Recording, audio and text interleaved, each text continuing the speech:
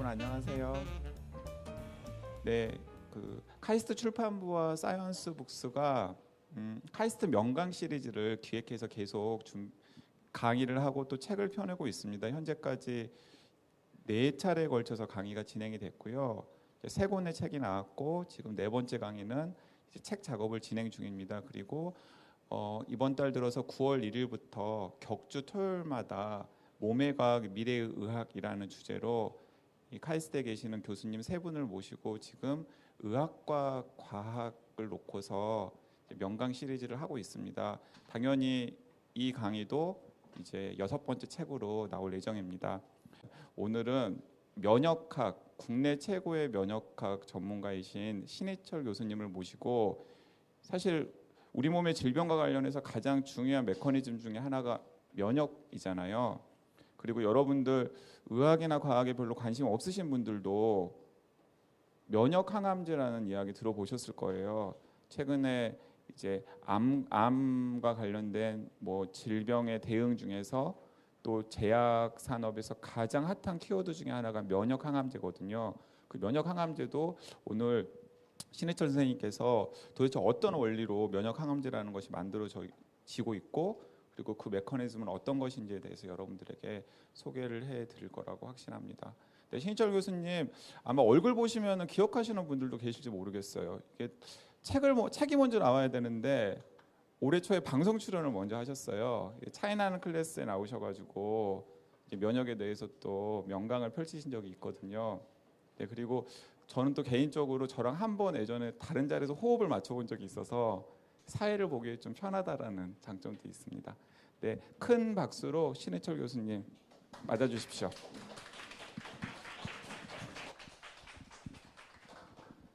소개 말씀 감사하고요. 이렇게 와주신 또 이렇게 청중 여러분께도 이제 깊은 감사의 말씀을 드립니다. 토요일에 그러니까 오히려 시간이 여유가 있어서 이런데 오시기가 쉬울 것 같지만 또 움직이기가 쉽지 않으시다는 걸 저도 느끼고 있는데요. 어쨌든 오늘 저도 여러분들 또 이제 와주신 거에 또 감사한 마음으로 가능한 좀 쉽고 재미있게 면역학에 대해서 강의를 드리도록 하겠습니다.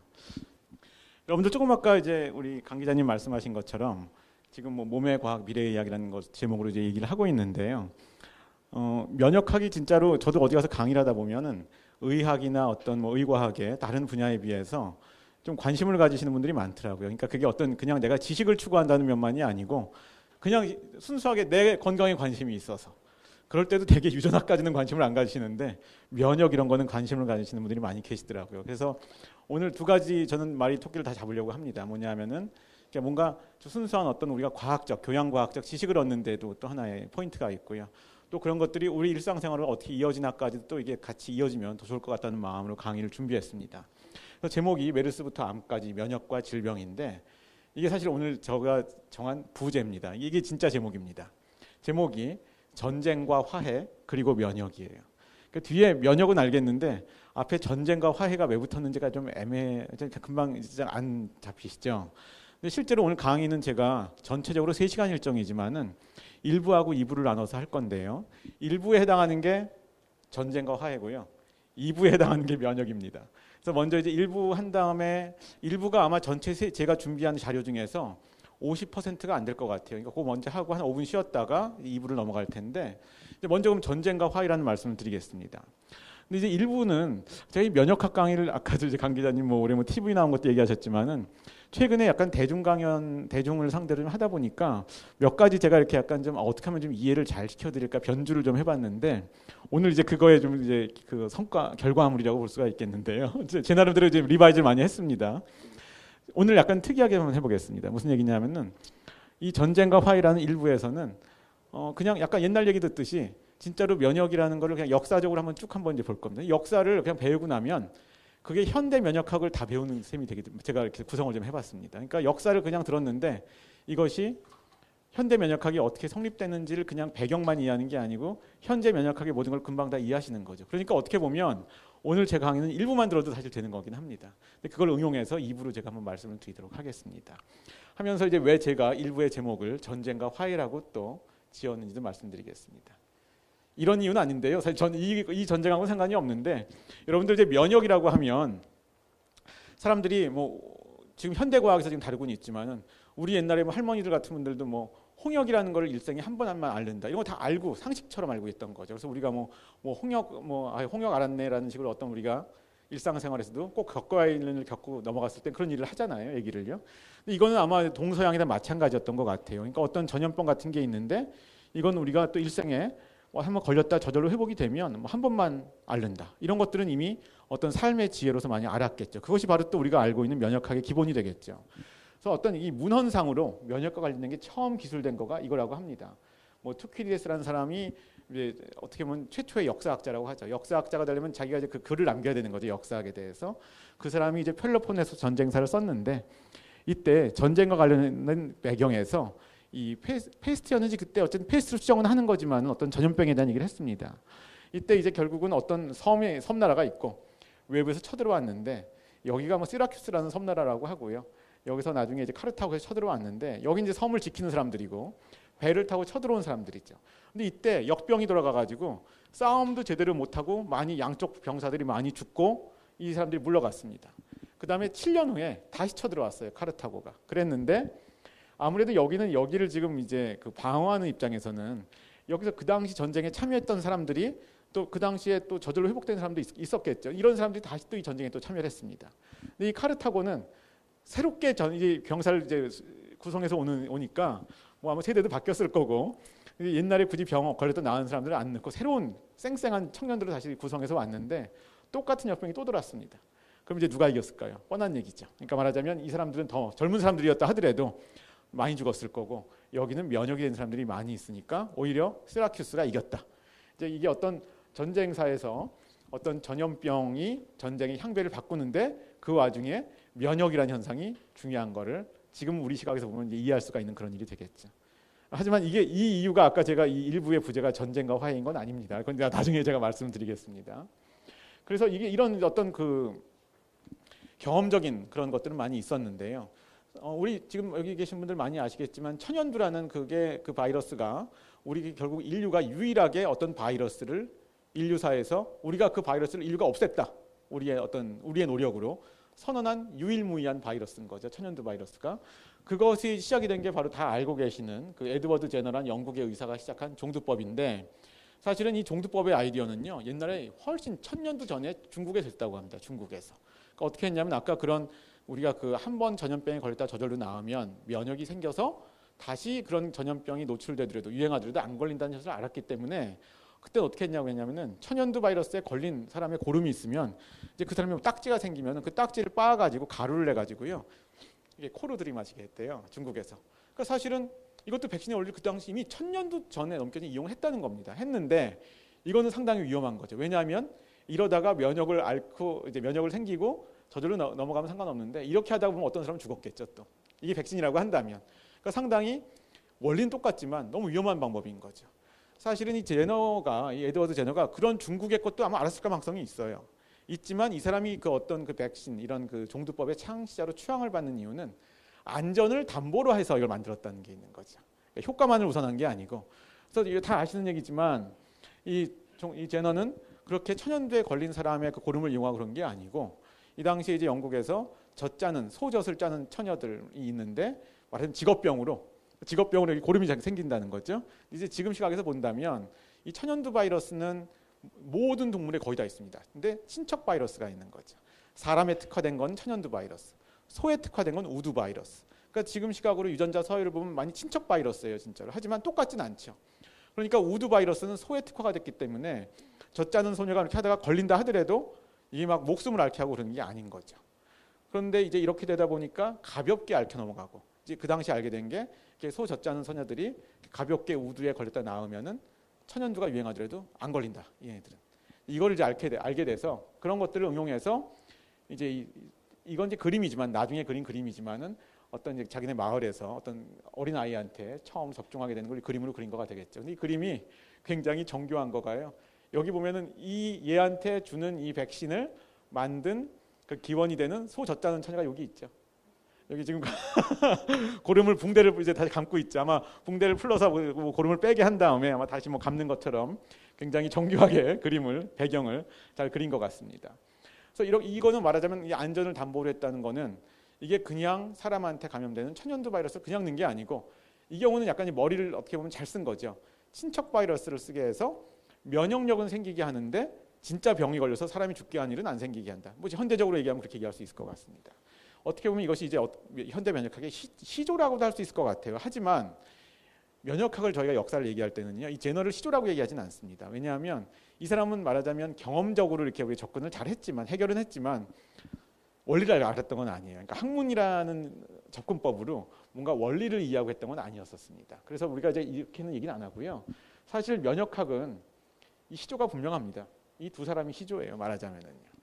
근데 우리가 뭐 어떤 과학에 있어서 뭐 물리학의 역사가 몇 년 됐냐 이런 질문은 좀 우문이죠. 몇 년도라고 얘기할 수가 있을까요? 뭐 수학의 역사가 뭐 옛날에 어느 시대에 뭐 했다고는 하지만 정확히 몇 년도에 시작했다는 말을 할 수가 없겠죠. 우리가 그런 학문들은 면역학은 얘기할 수가 있습니다. 적어도 1881년 전에 면역학은 없었습니다. 좀 이따 그 이유를 말씀드릴 텐데요. 이 면역학은 사실은 역사적으로는 세균의 발견하고는 뗄래야 뗄 수가 없었습니다. 그러니까 이제 제너의 사건은 그보다 더 먼저지만 이거는 이제 어떻게 보면은 응용적으로는 잘 성공적으로 이용은 했지만 면역학이라는 원리를 알았던 건 아니고요.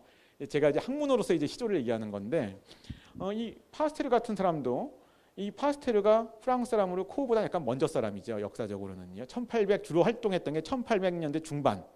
그래서 이제 후반으로 가면서 이제 이어지는 시기고요. 아마 나이가 아마 이 두 분이 한 20년쯤 차이 날 거예요. 코가 그 정도 젊을 겁니다.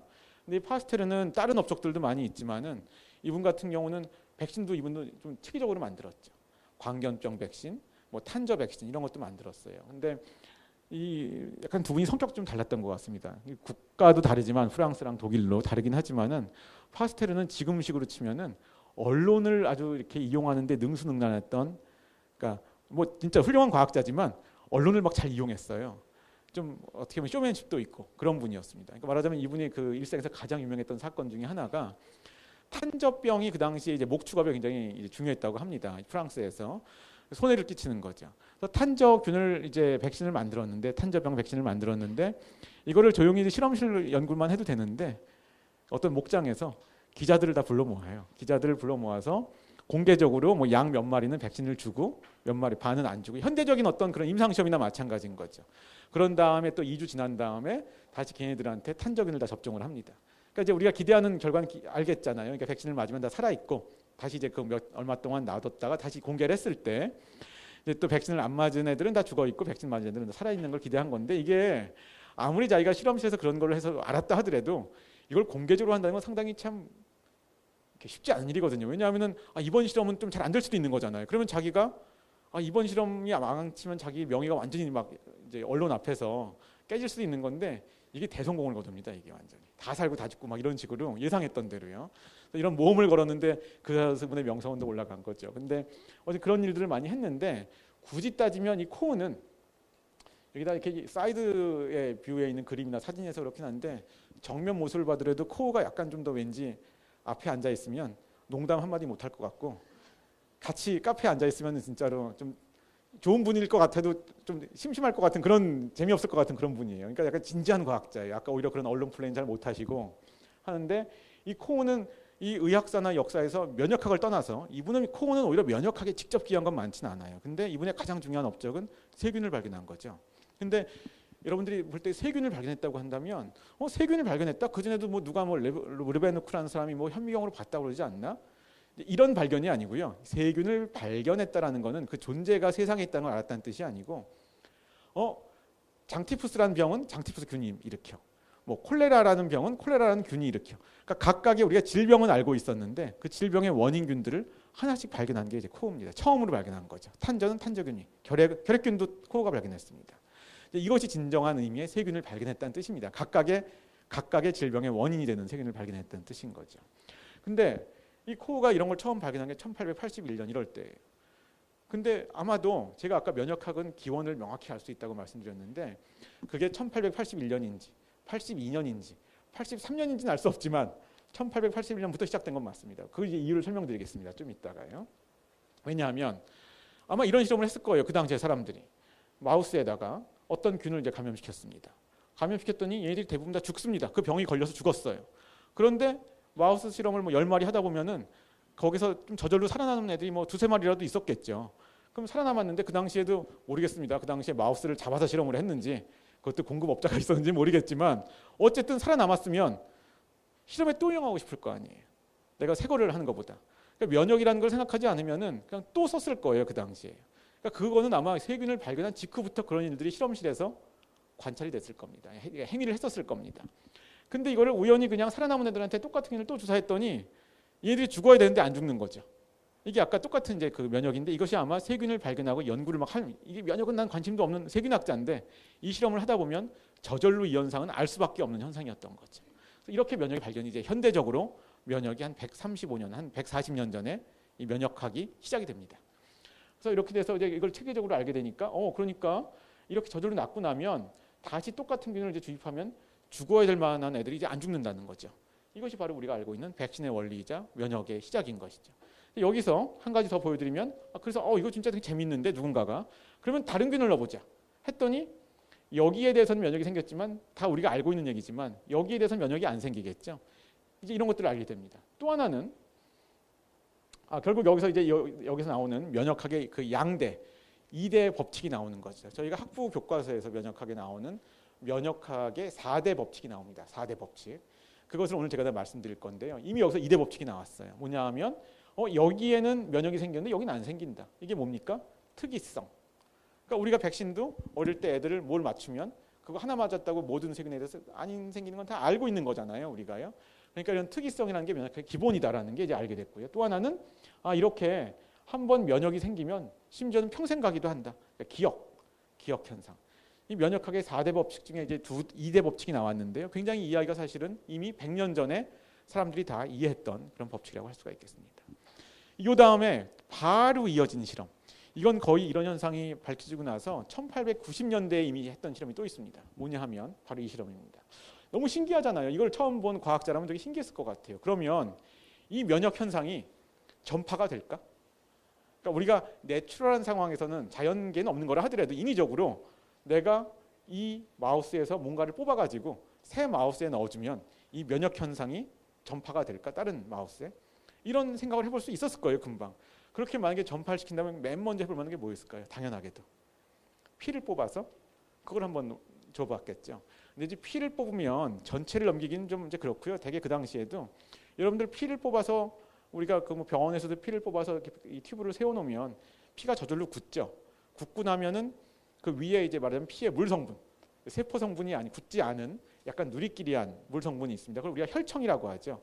그래서 이 당시에 사람들도 바로 그걸 했어요. 어떻게 했냐면 이 마우스는 새 마우스인데 이 새 마우스에다가 이 마우스의 피를 이제 해서 얻어서 혈청을 분리해서 넣어줘 봤습니다. 그 다음에 어떻게 했을까요? 당연히 이거랑 똑같은 실험을 했죠. 이 세균을 넣어줘 봤더니 여기도 면역이 생겨 있는 거죠. 안 죽는 거죠. 그러니까 이제 여기까지만 해도 놀라운 일이었는데 이 면역은 전파가 되는구나. 이걸 이제 사람들이 알게 된 거죠. 근데 그 전파가 뭘로 된다? 여기서는 이 당시에는 혈청으로 된다. 그러니까 피에 이제 녹아 있는 어떤 그게 물 성분이라고 제가 얘기했지만 그냥 맹물은 아니니까요. 거기에 녹아 있는 어떤 성분이 그거를 옮기게 해준다. 여기만 해도 사실 대단한 발견인데 이게 이미 1900년도보다 이전에 다 발견됐습니다. 여기까지가.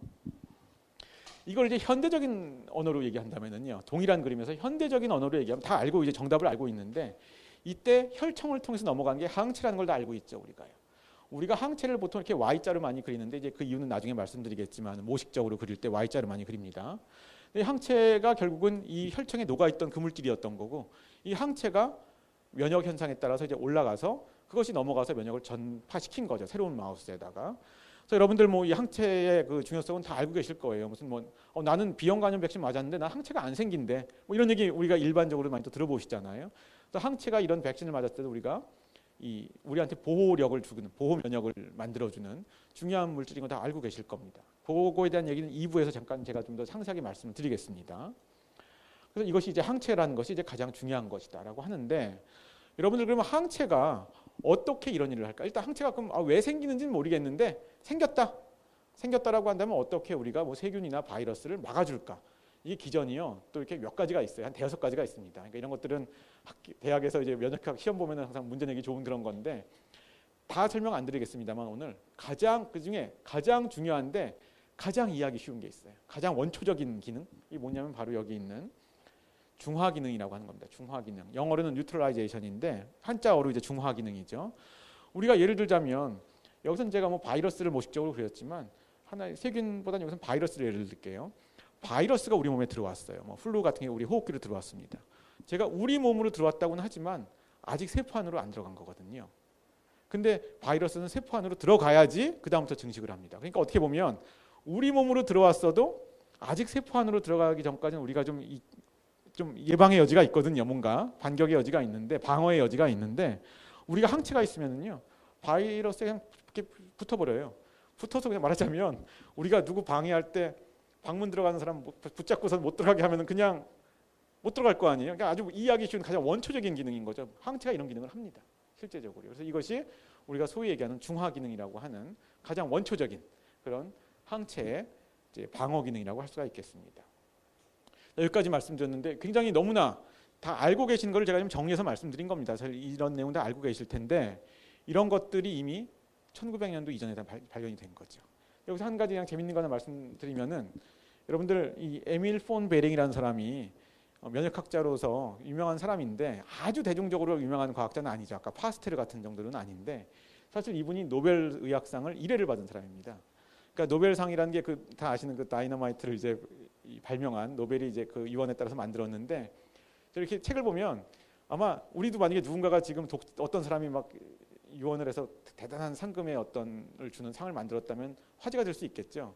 그러니까 이 당시에도 워낙 그 당시에 상금도 크고 하다 보니까 1회 때부터 이제 화제가 됐었대요. 이런 것들 누가 받나 뭐 이런 거가 했는데 이 1회를 1901년도에 이 에밀 폰 베링이 받았습니다. 근데 이 사람은 그러니까 1회라는 게 면역학이라는 걸 제가 강조드리는 거죠. 면역학자니까 제가 그렇게 하는데 사실 좀 아까 말씀드린 그걸 가지고 노벨상을 받았습니다. 근데 그 현상만 발견한 게 아니고 그걸 가지고 이제 현실에 응용을 한 거죠. 근데 이 당시에는 여기서 혈청요법 연구로 디프테리아에 걸린 어린이들을 치료했다고 되어 있는데 이때는 좀 아까 제가 현대적인 언어로 항체를 설명드렸지만 그때는 이렇게 이게 항체인 건 몰랐어요. 혈청에 무슨 성분이 있는 건 알았는데 이게 항체라고는 몰랐던 거죠.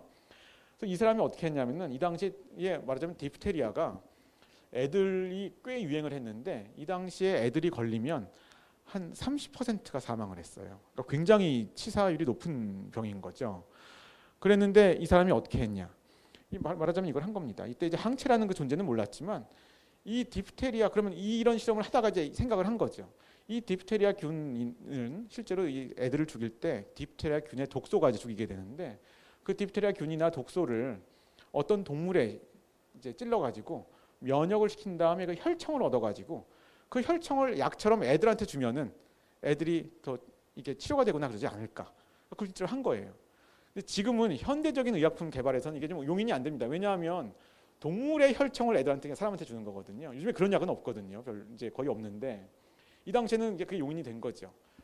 근데 여러분들 같으면 어떤 동물을 이용하시겠어요? 만약에 내가 어떤 동물이어도 좋은데 내가 그 동물에다가 디프테리아 세균이나 독소를 주사를 해가지고 그 혈청을 얻어서 애들한테 약을 주는 개념인데 이분은 말을 택했어요. 말. 왜 말이냐? 한 번 해가지고 혈청을 많이 얻어야 될 거 아니에요. 그러니까 뭐 말이나 소 같으니까 거대 동물을 이제 선택을 한 거죠. 그래서 이분이 여기 말한테 그거 주입하고 이제 혈청 뽑고 하는 장면이 나와 있는데 이분이 에밀 폰 베링인 것 같아요. 이분이요. 예, 뒷모습 있는 이분이요. 여기 요 분이고요. 근데 이렇게 해가지고 이 말에서 얻은 혈청을 애들한테 주사를 했습니다. 그랬더니 30% 치사율이 10%로 줄어들었어요. 그것도 아직도 애들이 죽긴 하지만 말하자면은 이런 그렇게 해서 뭔가 의학의 그러니까 발전에 기여를 한 거죠. 해가지고 지금 이분이 노벨상을 이제 받게 됩니다. 받게 됐는데 어떻게 보면 여러분들 이제 2부 때 제가 좀 말씀드릴 건데 요즘에 뭐 이제 이 면역을 이용한 신약 개발의 개념들을 제가 좀 설명드릴 거예요. 여러분들 심지어는 요즘에는 이제 과학에 관심이 없는 분이 주식을 투자하려도 뭐 셀트리온 무슨 뭐, 예? 뭐 삼성 뭐 에피스 바이오 에피스 이런 걸 알아야지 뭐 할 거 아니에요. 그게 요즘에 다 항체 신약 여러분들 이제 많이 들어보셨을 텐데 오늘 이제 그 원리도 제가 설명을 좀 드리겠지만 어떻게 보면 이분이 항체 신약을 만든 거예요. 사실 그 당시에 처음으로. 그러니까 요즘에 용인이 안 되는 어떤 동물의 혈청을 이용해서 그렇지 정제가 된 게 아니라서 그렇지 개념은 똑같습니다. 사실은요. 개념은요. 사실은 셀트리온에서 만든 요 최근에 뭐 임상시험하는 인플루엔자에 대한 항바이러스 항체 신약이 있거든요. 똑같은 거예요. 사실은요. 그러니까 이제 이미 그 개념이 100년 전 넘게 전에 그래서 상까지 받았던 이제 그런 일이 생기는 거고요. 요건 그냥 여담을 하나 말씀드리면은 그럼 디프테리아는 지금 왜 애들 안 일으키나 싶죠? 이게 지금 애들 새로 신생아 태어나면 가장 많은 횟수를 맞는 백신, DPT. D가 디프테리아죠. 그러니까 아예 그냥 원천적으로 이제 백신으로 봉쇄를 하는 거죠. DPT 같은 경우는 사실은 성인들도 10년마다 맞게 돼 있어요. 권고사항을 보면. 아시는 분 아마 계실 텐데 되게 안 맞죠, 우리가. 근데 성인들은 원래 10년마다 맞게 돼 있습니다. 근데 아무튼 이제 이 디프테리아가 워낙 그렇게 우리가 뭐 공기가 있으면 우리가 공기의 소중함을 우리가 못 느끼고 살듯이 DPT를 우리가 다 맞고 살아서 그렇지, 어릴 때부터. 이게 진짜로 얼마나 무서운 병인지 우리가 모르는 거죠. 그러니까 알 틈이 별로 없는 거죠. 그게 좋은 거긴 합니다만. 한 가지 재미있는 거 하나 말씀드리면 이때 1회 노벨상이요. 에밀 폰 베링이 아닌 강력한 경쟁자가 한 명 있었어요. 그 사람은 같은 랩에 있었습니다. 바로 옆에 있는 친구였어요. 근데 그 사람은 일본 사람이었습니다. 키타사토 시바사부로라고요. 그 사람은 일본에서 유학원. 이제 이 베링이나 그 키타사토나 둘 다 코흐의 랩에 온 코흐의 제자들이에요. 근데 선생님보다 먼저 노벨상을 받았죠. 베링도요. 에밀 폰 베링이. 코흐는 나중에 받았습니다. 근데 이 키타사토는 사실은 이걸 먼저 했어요. 근데 아까 DPT의 T, 테타노스, 소위 말하는 파상풍이란 걸 가지고 똑같이 했습니다. 먼저 했어요. 파상풍이란 걸 이걸 다 해서 만들었는데 에밀 폰 베링이 옆에 있다가 난 그럼 디프테리아에서 디프테리아를 했는데 노벨상은 에밀 폰 베링이 가져갔는데 사람들은 이제 후대 역사학자들은 두 가지를 얘기하죠. 왜 그럼 키타사토를 줘야지 왜 에밀 폰 베링을 줬냐. 두 가지는 한 설은 그 당시에 환자를 죽게 한 게 테타노스는 별로 파상풍은 많지 않았고 디프테리아가 워낙 많았기 때문에 현실에 뭔가 기여한 거는 문제 해결은 이 사람이 더 중요했다라는 게 있었고요.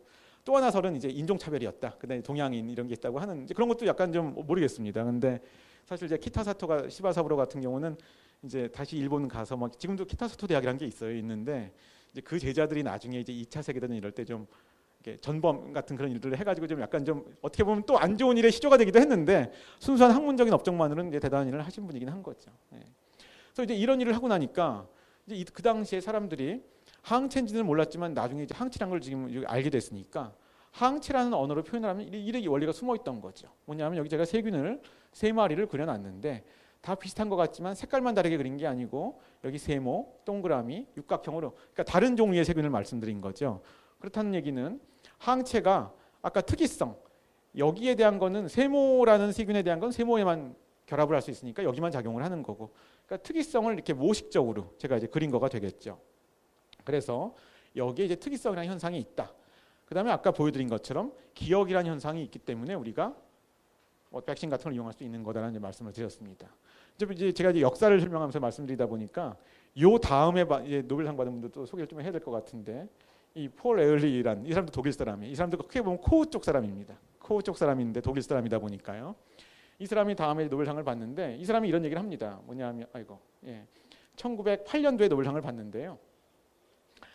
이분이 무슨 얘기를 했냐면 사실 이 특이성이나 기억이 처음 나왔을 때는 현상은 그런 현상이 있는 건 알겠는데 참 설명이 안 되는 거예요. 특히나 그 당시 사람들 생각에는 야 특이성이라는 게 있으니까 A 세균에는 뭔가 A 세균에 대한 것만 딱 방어가 되고 멋있긴 하잖아요. 그 당시 기전을 몰라도 멋있는 현상인데 잘 설명이 안 되잖아요. 근데 이 사람이 현대적인으로 설명을 해드려도 손색 없는 설명을 내놓습니다. 이 항체라고는 얘기는 안 했지만 어떤 그 단백질이 있는데 지금 언어로 항체죠. 이거와 세균이 마치 자물쇠와 열쇠는 딱 맞아야지 이제 떨어지잖아요. 열 수가 있잖아요. 이런 것처럼 딱 구조가 딱 맞아 떨어지는 관계일 때만 이게 약간 방어를 할 수 있다. 자물쇠 열쇠 이론인데 그때 그런 얘기를 했어요. 그러니까 대단한 사람이죠. 데이터도 없이 그래야만 되는 게 아닌가라는 생각을 한 거죠. 그게 이제 결국 이게 자물쇠 열쇠의 관계를 여기다 제가 그려놓은 거가 되는 건데 한 가지 재미있는 거는 우리가 특이성이 있으려면 항체가 한 가지 정도만 있으면 되겠습니까? 항체가 기본적으로 다양해야지 내가 특이성이 있는 거죠. 그래서 제가 아까 학부에서 쓰는 면역학 교과서에 1장에 나와 있는 면역학의 4대 법칙을 말씀드린다고 했는데 그 4대 법칙이 이거예요. 근데 보시면 아까 특이성하고 기억은 제가 설명을 했죠. 다양성을 얘기하는데 다양성은 특이성과 동전의 양면인 얘기입니다. 결국 같은 얘기예요, 사실은요. 그러니까 항체가 다양해야지 특이성이 있을 수 있는 거죠. 그러니까 그 얘기는 당연한 얘기이기 때문에 사실은 이걸 하나로 뭉쳐서 3대 법칙이라고 해도 될 겁니다, 사실은요. 그 다음에 이 폴 에얼리는 별로 데이터도 없었는데 이런 얘기를 합니다. 너무나 당연한 얘기인데 면역은 제가 이제 현대 언어로 좀 의역을 하면 잘 면역이 어떻게 들어가는지 잘은 모르겠지만 나하고 남을 구분하는 능력이 있어야겠다, 적어도. 면역이라는 게 나한테 일어나면 그거는 말이 안 되는 거 아니냐. 그러니까 이유는 모르지만 선택적으로 남한테만 면역 반응이 일어나고 나한테 일어나면 안 된다. 이제 이런 얘기를 이제 한 거죠. 당연 어떻게 보면 예측이 지극히 예상할 수 있는 얘기지만 통찰력 있는 얘기였던 거죠. 근데 이것이 만약에 제대로 안 돌아가면 이게 무슨 질병이 될 거다. 그게 이제 2부에도 제가 말씀드릴 자가면역 질환. 그러니까 정상적으로 일어나서는 안 되는 나에 대한 공격이 결국은 일어나는 거죠. 그래서 이분은 자가면역 질환도 예측을 했어요. 오토톡시코시스라고 해가지고요. 그러니까 자기에 대한 독성 뭐 이렇게 얘기를 해가지고 이분 같은 경우는 이런 것들이 아무튼 있어야 된다는 걸 얘기했습니다. 그래서 이분 때 이미 100년 전에 면역학의 4대 법칙이 이미 얘기가 되기 시작을 했습니다. 이 4대 법칙은 지금도 유효한 그런 법칙이라고 볼 수가 있겠습니다. 다시 이걸 이제 지금 현대 언어로 다시 제가 보여드리겠습니다. 아까 지금 이제 세균이 3가지가 있는데 항체가 3가지가 있죠. 근데 이제 근원적으로 본다면 이건 이제 나중에 밝혀진 거지만 이 항체는 결국은 B세포라는 어서 한 대 뚝 떨어지는 게 아니니까요. B세포라는 우리 면역세포가 이 항체를 내는데 이미 이 B세포 자체가 다양한 거죠. B세포라는 특성으로 보면 한 가지인데 이걸 자세히 뜯어보면 지금 이제 제가 비유적으로 말씀드리면 세모라는 항체를 낼 수 있는 B세포 따로 있고 동그란 반달형 항체를 낼 수 있는 B세포 따로 있고 육각형 모양의 항체를 낼 수 있는 따로 있다는 거죠. 존재 자체가 따로 있다는 겁니다. 존재 자체가 따로 있게 돼가지고 그러니까 이 특이성과 다양성은 항체, 이 만들어진 산물인 항체에만 있는 게 아니고 얘들을 내는 B세포 그 단계부터 이미 그 특이성과 다양성이 존재한다는 건 나중에 이제 밝혀진 사실인 거죠. 그래서 굳이 이제 설명을 드리자면 만약에 제가 약간 여기서 이렇게 좀 코믹하게 이제 그린 카툰을 이용하긴 했지만 세균이 이렇게 있는데 만약에 이거에 감염이 됐다. 그러면 여기에 세균에 있는 세모라는 가상적인 물질이지만 이런 세모라는 물질이 B세포를 자극합니다. 자극하는데 B세포가 이 B세포에도 자기 세포 표면에 이 항체를 비슷한 걸 잘 가지고 있어요. 근데 그러면 이게 여기는 결합을 못 하죠. 여기에만 결합을 하죠. 그러니까 얘만 활성화를 시켜서 얘가 자기가 가진 거랑 똑같은 항체를 이렇게 녹는 단백질로 외부로 분비하게 내게 됩니다. 그럼 이 항체는 다시 이제 피에 녹아가지고 전신을 떠돌면서 이 세균에 결합을 해가지고 세균을 뭐 파괴시키거나 이렇게 이제 무력화시키거나 이런 일을 하게 되는 거죠. 그러니까 굉장히 어떻게 보면 심플한 지금 이제 제가 그냥 설명을 드릴 때는 그다지 어렵지 않은 얘기긴 한데요. 이거를 알 때까지 엄청난 많은 시간이 걸렸죠. 항체를 뭐 누가 내는지, 어떻게 이 다양성이 존재할 수 있는지, 어떻게 이 다양한 애들 중에서 또 그것이 딱 맞으면 걔네들만 뭐 이렇게 작동을 하는지 이런 것들을 이제 많은 연구를 통해서 알게 됐습니다. 요거는 실제적으로 B세포가 점점 이런 자극을 받게 되면 딴 기능은 전혀 안 하고 막 항체만 내는 것만 특화된 애들 점점 돼요. B세포가. 그래서 항체만 내는 거에 특화된 그 B세포의 진짜 모양, 모식적인 게 아니고 진짜 모양의 사진을 제가 이제 보여드리는 거가 되겠습니다. 근데 이제 여기서 이쯤부터 저희가 나옵니다. 이쯤에 뭐가 얘기가 나오냐면은 일부 아까 제목이 뭐였죠? 전쟁과 화해라고 제가 그랬잖아요. 이제 왜 전쟁인지가 지금부터 나옵니다. 이 전쟁이 면역학자들끼리의 전쟁이었어요. 지금 제가 그 코우가 세균을 발견해가지고 면역이라는 현상을 그냥 자연스럽게 알게 되고, 근데 거기에 있는 히든 그런 것들을 알다 보니까, 시어리를 알다 보니까 그 에밀 폰 베링은 자연스럽게 막 그 생명도 구하고 노벨상도 받게 되고, 또 그 다 독일 사람들이죠. 독일 쪽 그러니까 코후, 에밀 폰 베링, 그다음에 아까 이 전 슬라이드에 나왔던 이 에얼리, 이 사람은 또 다 코우랑 같은 독일에서 연구하던 사람들이었습니다. 이 사람들은 점점 이 당시에는 항체까지는 몰랐지만 지금의 현대 이론으로 보면 항체를 연구한 사람들이에요.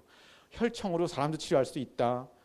막 이런 식으로 이제 지금 제가 지금까지 설명드린 항체 이론들을 막 이제 정교하게 만들었던 사람들인 거죠.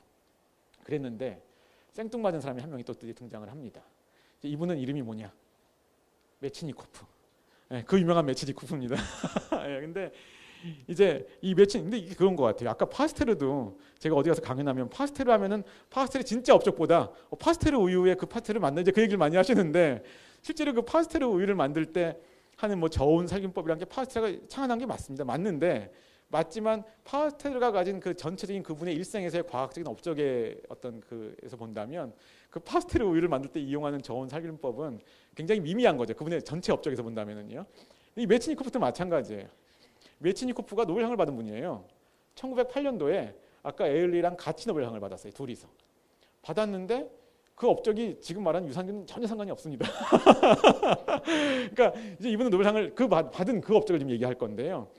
대중은 분들은 이제 유산균 그런 얘기를 많이 하시는데 이분들이 노벨상 받고 나서 나중에 말년에 말년에 그 연구를 했어요. 뭐 불가리아균이 어쩌고 이런 걸 연구하셨는 건 맞는데 이분의 전체 인생에서의 어떤 그 과학적 업적에서는 좀 오히려 사이드에 해당하는 거라고 볼 수 있습니다. 근데 이 메치니코프는요, 이제 아까 그런 식으로 막 독일애를 중심으로 면역학이 발전하는 시기에 좀 엉뚱한 일을 했습니다.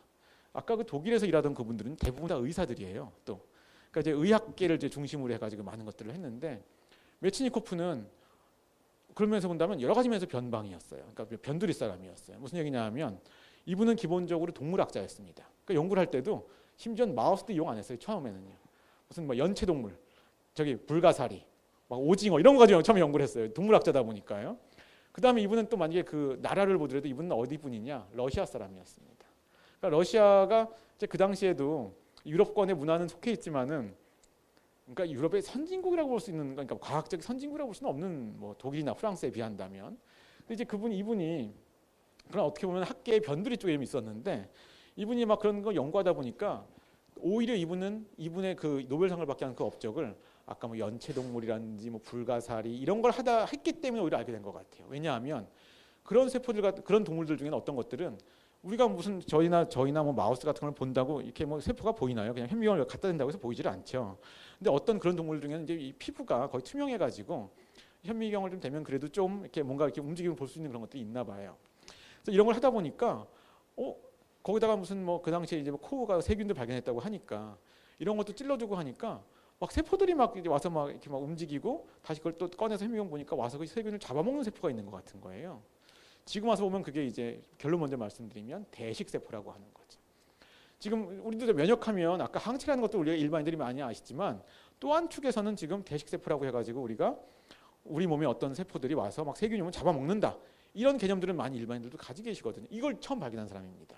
그래서 이분이 가장 그 드라마틱한 발견이 뭐였냐면 세균 같은 거는 잡아먹고 나면 걔네들이 금방 또 소화시킬 거 아니에요. 그러니까 좀 뭔가 좀 드라마틱하지 않거든요. 그러니까 이분이 가장 이제 뭔가 극적인 걸 했던 거는 불가사리에다가 장미가시를 박아요. 그러니까 이분의 가설은 뭐냐면 얘네들이 외부 물질이 들어왔을 때 그걸 잡아먹는 애들이 있다면 장미가시 같은 건 외부 물질은 맞지만 잡아먹을 수가 없잖아요. 잡아먹어 소화시킬 수가 없잖아요. 걔네들이 보기 너무 크니까. 그러면 못 잡아먹으니까 해결은 안 될 거고 얘네들이 더 많이 몰려들 거다. 그러니까 이 현상이 과장될 거다라고 생각을 한 거죠. 그래가지고 불가사리에다가 장미가시를 박았어요. 다음날 봤더니 현미경 봤더니 그 주위에 그 자기가 전에 봤던 그 대식세포가 어마어마하게 몰려와 있습니다. 그러니까 문제가 해결 안 되니까 자꾸 또 오려고 또 오고 자꾸 하는 거죠. 그래서 이분이 그렇게 해가지고 좀 극단적인 그런 현상을 해서 대식세포라는 게 굉장히 그 현상이 있다, 중요하다. 그럼 이분이 딱 봤을 때 얼마나 직관적이에요. 무슨 얘기냐면 내가 외부 침입자가 있을 때 그걸 와서 먹어치운 애들이 있다면 이것이야말로 우리를 방어하는 어떤 그 기전이 아니겠느냐라는 거에 직관적인 거는 아마 설명해 볼 필요 없을 것 같아요. 이분이 이런 걸 가지고 이제 약간 히트를 쳤습니다. 히트를 쳤는데 독일에 있는 과학자들은 아무도 안 믿어줘요. 이거를요. 그러니까 이제 아무튼 무실당합니다. 철저하게. 이제 무실당해서 이분이 그러니까 성격이 보면 전체적으로 그 독일에 있는 아까 코흐나 에일리나 이런 사람들은 약간 좀 말하자면 재미는 없을지 몰라도 좀 따분할지는 몰라도 같이 있으면 그래도 약간 뭐랄까 좀 진지하고 약간 좀 과학을 할 때도 원 바이 원 하나하나 좀 이렇게 엄밀히 증명하는 걸 중시하는 사람들이에요. 이 메치니코프는 안 그렇습니다. 이분은 또 막 직관적인 걸 좋아하고 막 상상을 해가지고 막 가설을 막 근데 이런 것 중에 맞는 것도 많은 거고요. 그러니까 그 독일 사람들이 봤을 때는 약간 좀 몽상가 같은 느낌이 있는 과학자인 거예요. 근데 이러다가 이분이 어디에 이제 안착을 하게 되냐면은 파스트르 연구소에 안착을 하게 돼요, 이 사람이. 그러니까 이분이 이제 주로 히트친 연구들은 러시아에서는 그 초기 연구를 한 다음에 이제 파리로 옮겨서 파스테르가 초청을 해요. 이제 우리 연구소로 와라. 그래서 주로 러시아 사람이지만 주 활동은 이제 파리에서 이제 하게 되는데요. 그때 이제 이 사람이 요 이제 파스테르 연구소 사진이라고 하는데요. 이거는 이제 그 나중에 이 사람이 진짜 이제 현미경 보고 그린 거예요. 마우스에다가 세균을 주입하면 대식세포가 이게 대식세포예요. 이 세균들을 잡아먹는 걸 손으로 그린 거죠. 이제 현미경 보고서는요. 이 현상을 하는데 실제로 이거는 이제 이런 그 대식세포가 어떻게 생겼는지 보여드리는 실제 요즘에 이제 현미경으로 찍은 사진이 되겠죠. 이런 걸 하는데요. 이 두 사람이 엄청난 전쟁을 합니다. 그 당시에 이제 그래서 이게 요즘에 그 학계로 치면은요 상상을 못할 정도예요. 뭐냐면 이 폴 에얼리라는 독일 학파들은 이 사람들은 이제 주장하는 게 딴 거 다 필요 없고 요즘의 언어로 치면 항체, 혈청이 제일 중요하다. 딴 거는 다 필요 없다.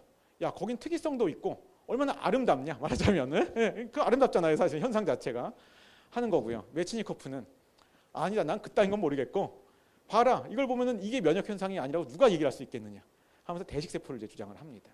근데 이제 그 싸움이 어느 정도냐 하면 여기 이제 코우 연구소고 여기 이제 파스텔 연구소 쪽에 이제 있는 사람들이니까 지금도 저희가 이제 뭐 사이언스 네이처처럼 학술지를 내잖아요.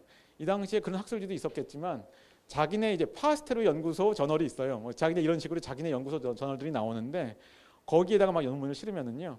이 당시에 아마 이 유럽에서는 이런 출판업 같은 게 이미 많이 거의 지금 현대적으로 이제 발전을 했기 때문에 막 하면 거의 다음 날 배달이 되고 했다고 합니다. 이제 독일, 프랑스 정도는 다음 날 오면은 새로 이제 그 논문집이 오잖아요. 상대방께 오면은 샅샅이 읽어가지고 단점을 찾아가지고 어떻게 하면 허점을 찾아가지고 갈까. 그러니까 그게 오히려 싸워서 너무 좀 치사한 것 같지만 그게 학문의 발전을 엄청 시켰어요. 왜냐하면 자꾸 그렇게 되니까 내가 어떻게 해도 내가 논문을 낼 때 허점을 논문 다 쓴 다음에도 야 저쪽의 시각으로 봤을 때 허점이 뭐가 있지 않을까. 이런 식으로 이제 해가지고 전쟁은 했는데 이게 약간 또 어떤 면에서는 일조한 것도 있어요. 그래서 서로 막 갑니다. 서로 좀 심하게 까요. 상당히 이제 아주 심하게 이게 이제 싸움이 됐을 때는 학회에 가가지고 발표할 때 상대방이 발표하면 박수도 안 쳐요.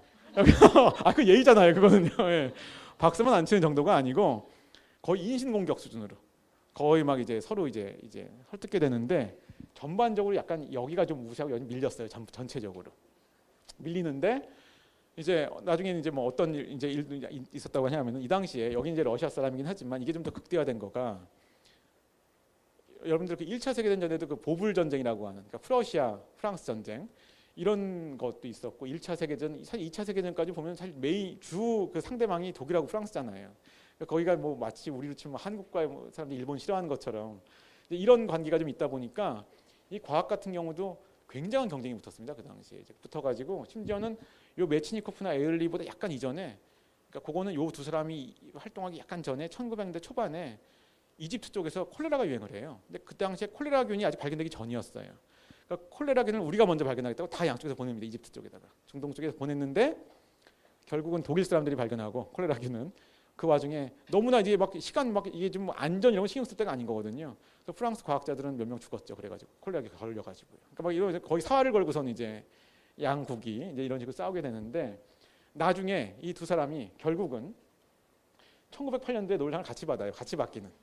이 노벨상 받을 때쯤 돼가지고는 그래도 둘이 이제 아 그래 내게도 중요하지만 한데 그런 것도 있긴 있어. 그러니까 약간 이제 서로 이제 무시하진 않고 그래 대식세포가 서로 이제 얘기하는 거죠. 난 그게 중요한 것 같은데 뭐 혈청이란 게 중요하다 인정은 할게. 이 정도 선에서 서로 이제 약간 얘기를 하는데 이 다음에 이제 전개는요. 아까 얘기한 것처럼 여기는 이제 점점 설당을 잃어가요. 이 학파는 점점 이제 우세를 합니다. 그 뒤에 시간이 그게 무려 한 6, 70년을 그렇게 돼요. 6, 70년을. 그러니까 이제 둘이 노벨상을 받았는데 이 사람이 얘기한 대식세포를 아무도 부인은 안 해요. 그거 굉장히 중요하다고 얘기는 했어요.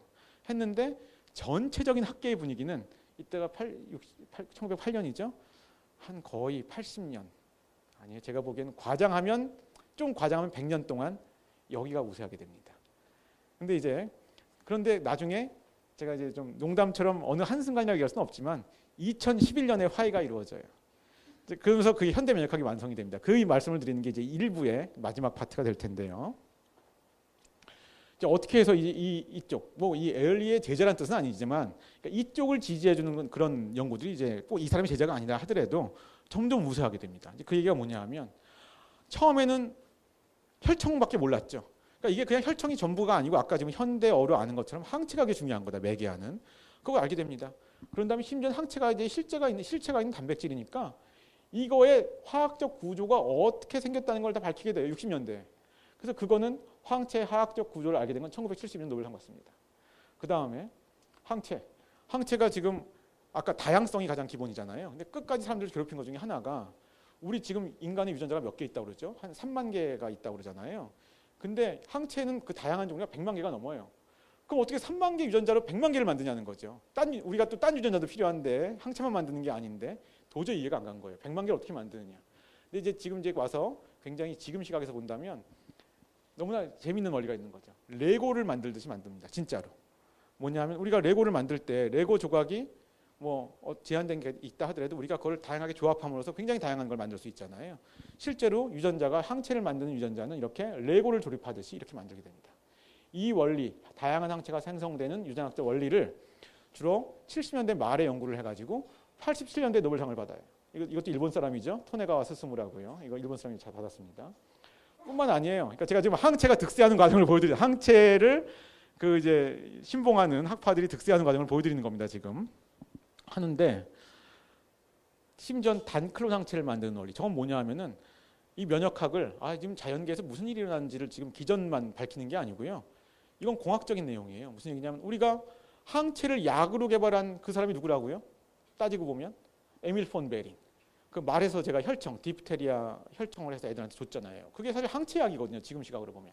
그 혈청에 동물 혈청에 항체 말고도 여러 좀 지금 시각으로 보면 좀 불순물인 거죠. 그러니까 동물 혈청에 있는 물질이 있으니까 그게 문제긴 하지만 어쨌든 항체를 약으로 쓴 거거든요. 그러니까 그런 식은 더 못 쓰잖아요, 지금. 근데 70년대 초반에 스위스에 있는 과학자 둘이서 뭘 만들었냐면은 모노클로널 항체라고 해요. 이제 원리는 오늘 설명 안 드립니다만 항체를 실험관 내에서 순수하게 만드는 방법을 발명을 해요. 아주 지니어스하게 발명을 합니다. 그래서 그걸 지금 아까 제가 농담처럼 말씀드린 셀트리온이 어쩌고 지금 현대 항체 신약은 전부 다 이 방법으로 만들고 있어요. 이 방법이 아니었으면 아마 항체를 이렇게 퓨어하게, 그러니까 순수하게 못 만들었을 거예요. 이제 공장 같은 데서 만드는 거죠. 지금은요. 동물을 이용한 게 아니고요. 그래서 이 원리를 또 발명한 사람들은 84년대 노벨상 받아요. 이거 보면은 이게 지금 한 3개 정도 보여드렸는데 이것도 제가 한 가지는 꼭 짚어 넘고 넘어갈 게 우리가 무슨 과학자들이 노벨상이 전부다는 아니지만 노벨 생리학상 보면은요 면역학이 압도적으로 많이 받았어요. 이건 제가 면역학자로서 이제 드리는 말씀인데 이런 것들이 이제 있습니다. 이런 게 있는데요. 이러다가 이 항체 이론이 설명을 못하는 게 좀 나왔어요. 설명을 못하는 게 나왔는데 좀 결론 먼저 말씀드리면요, 항체 이론이 이렇게 막 승승장구를 하는데 이러다가 항체 이론으로 설명이 안 되는 게 있는데 그거를 설명하려고 노력하다가 새로운 발견을 했는데 그게 사실은 아까 메치니코프 쪽을 좀 지지해 주는 게 아니고요, 항체 이론을 더 강화시켜줘요. 어떨 때 우리 이럴 때 있잖아요. 우리한테 어떤 회사가 무슨 어려움이 닥쳤는데 그거 개선하려고 하다 보니까 거기가 더 강해지는 그런 현상이라고 할까요? 그걸 좀 보여드리겠습니다. 이건 뭐냐 하면은 항체를 이렇게 열심히 연구를 했는데 한 가지 이해가 안 가는 일이 있는 거예요. 무슨 얘기냐면은 이건 지금 제가 제가 이거 호흡기라고 합시다. 호흡기라고 하면은 여기에 지금 플루 바이러스 같은 게 감염된 걸 제가 모식적으로 그린 거예요. 제가 여기서 카툰처럼 그렸지만 이게 이제 정상 저희 몸에 있는 세포들이고 이게 바이러스에 걸린 걸 제가 이제 보여드리는 걸 확대한 것처럼 그린 거죠. 여기 3개는 감염이 안 됐고 여기 감염이 됐는데 항체 이론이 뭘 설명을 못하느냐? 우리가 아까 제가 그 얘기 말씀드렸죠. 바이러스가 우리 몸에 들어와도 아직 세포 안에 안 들어오는 단계에서는 항체가 막아줄 수 있다. 너 들어가지 말라고 잡아주는 회방꾼 역할을 하는 거죠. 그렇게 하는 건 좋은데 아무리 그렇다 하더라도 우리가 이 플루에 걸린다는 현상 그 자체는 그런 현상이 있었더라 하더라도 결국은 인플루엔자 바이러스 같은 게 세포 안으로 들어간 겁니다. 자, 들어가고 나면 항체가 역할을 할 수가 있어요. 항체는 세포 안으로 못 들어가거든요. 그러니까 항체는 세포 안으로 못 들어가니까 아무리 항체가 우리가 좋은 우월한 면역 반응의 기전이라고 하더라도 일단은 바이러스가 세포 안으로 들어가면 항체는 아무 일도 못 해요. 근데 우리가 경험적으로 보면 우리가 인플루엔자에 걸렸다고 해서 사람이 다 죽나요? 대부분 다 저절로 낫죠. 그럼 항체가 설명을 못 하는 거예요. 세포가 감염이 됐는데 왜 낫냐는 거죠. 면역으로. 그러니까 우리가 백신을 맞아서 예방하는 거는 설명할 수 있다고 쳐요. 항체로. 설명이 안 되는 거죠. 그러니까 이런 걸 누군가가 자꾸 제기를 했겠죠. 이거 항체로 설명 안 되는 거 아니야? 라고 이걸 연구를 하다 보니까 새로운 걸 발견하게 됐습니다. 아까 저희가 비세포 나왔죠. 비세포는 왜 항체를 내는 공장 같은 애들이잖아요. 근데 그 다음에 이제 T세포가 발견이 됐는데 제가 T세포를 여기다가 약간 모식적으로 약간 카툰처럼 그렸지만 T세포는 여기 제가 지금 이제 칼을 든 걸 그렸지만 T세포는요. 아까 B세포는 약간 면역 반응에 기여를 하더라도 관여를 하더라도 어떻게 했어요? 자기가 직접 가서 그 세포를 어떻게 하는 게 아니고 자기는 항체를 내서 항체는 어쨌든 물에 녹아서 그러니까 피에 녹아서 거기까지 원거리까지 가가지고 작동을 하니까 제가 이제 B세포를 저번에 옛날에 TV에서 강의할 때 저격수란 말을 썼어요. 그러니까 내가 얘를 뭔가 해결하려고 하더라도 문제를 해결할 때 옆에 가서 뭔가 할 필요가 없다는 거죠. B세포는요. 근데 T세포는 여기 어떻게 돼 있어요? 칼을 들고 있다는 거는 킬러입니다. 그러니까 제가 이거 굉장히 카툰 신경 쓴 거예요. 얘는 총이 아니고 칼이에요. 자, 총은 어떻게 돼야 돼요? 멀리서 죽일 수 있잖아요. 근데 칼은 옆에 가야지만 죽일 수 있잖아요. 이게 진짜 이 칼입니다. 그래서 얘네들은 어떻게 되냐면은 지금 아까 보여드린 과정을 보여드리면 굉장히 항체보다 더 정교해요. 이 메커니즘은 뭐냐 하면 아까 이제 얘네들은 바이러스에 이미 감염됐잖아요. 감염되고 나면 어쨌든 얘네들은 수가 없어요. 어떻게 보면 우리 몸에 더 깊숙한 곳까지 들어온 거예요. 이제 그러면 얘는 바이러스만 없앨 수는 없고 이 세포를 아깝지만 이 세포째 죽여버려야 돼요. 그래야지 이런 걸 좀 보호할 수가 있는 거죠. 그러면 우리 몸에 어떤 게 있냐? 이 감염된 세포는요. 제가 이걸 이제 그 대중 강연을 할 때는 깃발 단백질이라고 얘기하는데 깃발 단백질이라고 제가 은유적으로 비유적으로 얘기를 하는데 실제 이름은 뭐 MHC라는 단백질이 있는데요. 깃발 단백질이라고 제가 부르는 이유가 평소에는 안 그러다가 이게 바이러스에 감염되면 바이러스의 어떤 이 성분을 단백질 같은 거를 요 위로 올립니다. 요 위에다가. 이게 뭐냐 하면 그래서 제가 이제 왜 이걸 깃발이라고 하느냐. 이 세포의 입장을 제가 의인화해서 하면 뭐냐 하면은 야, 나 이제 바이러스 감염됐어. 난 틀린 것 같아. 너희들이 너 이웃들이 전체가 살기 위해서라도 날 죽여줘. 내가 지금 바이러스에 걸린 애야. 라고 외부로 바이러스 조각을 흔드는 겁니다. 그래서 제가 이걸 이제 비유적으로 얘기할 때 깃발 단백질이라고 얘기하는데 T세포가 여기로 와가지고 T세포는 여기에 딱 맞는 T세포 요 항체 비슷한 거죠. 딱 맞는 거가 여기 오면 얘가 이걸 이제 죽입니다. 이렇게 죽이게 되면 결국은 바이러스가 여기 하나만 들어와도 막 몇 시간 지나면 여기가 막 100만 개가 만들어질 수가 있어요. 근데 그 만들어지고 있는 와중에 이 세포를 죽여버리면 이 완성품이 만들어지는 세포가 죽으면 다 바이러스는 무용지물이 돼버리거든요. 그러니까 결국 세포 하나 죽는 건 좀 아깝지만 어떻게 보면 내 몸에서 이걸 하나를 죽임으로써 나머지를 좀 희생을 이제 최소화하는 그런 전략이라고 할 수가 있겠죠. 근데 여기서 이제 중요한 거는 어떻게 보면 이 T세포에도 이거를 이제 항체가 설명하지 못하는 걸 설명하다 이걸 알게 됐는데 왜 이게 그럼 항체 이론을 더 강화시켜주게 됐냐? 이걸 알게 된 거죠. 여기도 특이성이 있어요. 그러니까 무슨 얘기냐면 이건 제가 여기는 바이러스 감염시킨 걸 안 그렸지만 자 다시 보실까요? 아까 여기는 지금 여기다 깃발에다 얹을 바이러스 단백질이 없잖아요. 그러니까 얘는 요거가 있어야지 딱 이거 활성화되니까 얘만 죽이고 얘는 안 죽입니다. 근데 만약에 제가 여기다 바이러스를 안 그렸는데 이건 다른 바이러스에 감염이 됐어요. 그러면 다른 모양의 조각이 올라옵니다. 그러면 여기가 다른 모양인 애가 여기 와서 죽이게 됩니다. 그러니까 이게 딱 얼핏 보시기에는 막 항체 같은 걸 내서 작용하는 건 아니지만 작동하는 원리는 항체랑 똑같죠.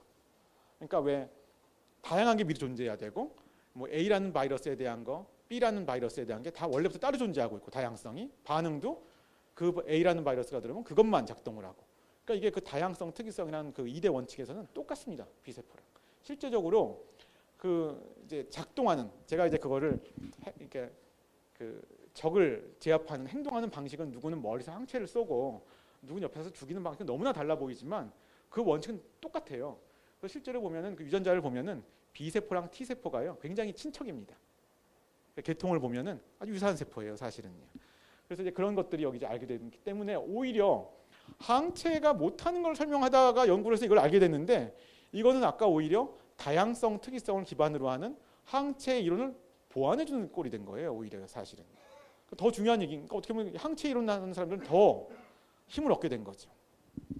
한번 이제 요 한 가지만 짚고 넘어가면 어쨌든 이거는 항체랑 비교하면 항체는 아직 우리 몸으로는 들어왔지만 더 깊숙한 데까지 안 들어왔을 때 좀 더 쉽게 제압하는 부작용이 좀 적게 제압할 수가 있죠. 하지만 이거는 더 깊숙이 들어왔을 때는 좀 부작용은 있지만 내 세포를 죽이는 그럴 때 쓰는 방법이다라는 걸 이제 말씀드릴 수 있을 것 같아요. 그래서 이거 T세포 면역 반응을 발견한 사람들은요. 이게 70한 4, 5년쯤에 발견됐거든요. 96년도에 노벨상 또 받습니다. 이게 계속 이제 완전히 이 어떻게 보면 그 에얼리로부터 이어지는 그 전통들이 계속 이제 90년대까지 6년까지 노벨상 계속 휩쓸고 이제 되는 그런 셈이 된 거죠. 실제적으로 이 T세포들은 이렇게 생겼어요. 굉장히 작은 세포입니다. 이 크기가 좀 작은 편인데요. 이런 것도 이런 공격을 실제로 하게 됩니다. 자, 지금까지 보니까 아까 제가 이 전쟁이라고 얘기를 했는데 그게 이제 과학자들 간의 전쟁을 얘기한 거죠. 두 학파의 전쟁을 얘기한 거죠.